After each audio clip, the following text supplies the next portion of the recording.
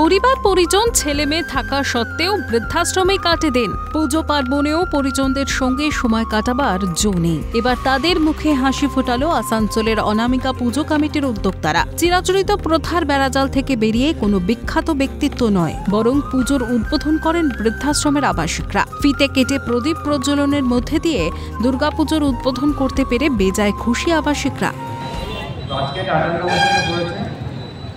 আমি আমাদের যে অনামিকা যারা সদস্য আছে সবাইকে ধন্যবাদ জানাচ্ছি, তারা 58 বছর ধরে ধরে রেখেছে। চলতি বছরে অনামিকা পুজো কমিটি সত্যজিৎ রায়ের সিনেমার আদলে তাদের প্যান্ডেলটি সাজিয়ে তুলেছেন। তা দেখে অভিভূত হন বৃদ্ধ বৃদ্ধারা। আমাদের বিশেষ করে বাঙালি যারা, তাদের এটা সবথেকে বড় উৎসব। শুধু আমাদের এখানে নয়, সারা পৃথিবী জুড়ে যেখানেই বাঙালিরা আছে সেখানেই উৎসবটা পালন করছে এবং সেই উৎসবের অঙ্গ হয়ে এখানে যে আমাদের আমন্ত্রণ জানিয়েছেন, এর জন্য আমি নিজেকে খুবই গর্বিত মনে করছি যে আমিও আপনাদের পুজোর সঙ্গে একাত্ম হলাম। থিমটা তো ভালো লাগবেই। সত্যজিৎ রায় শুধু বাঙালির গর্ব নয়, সারা ভারতবর্ষের গর্ব।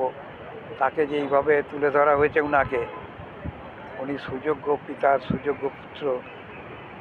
তো এটা তো সবাই জানে যে উৎসবটা যেন সমস্ত মানুষকে নিয়েই হয়, খালি বাঙালির মধ্যে সীমাবদ্ধ থাকলে হবে না।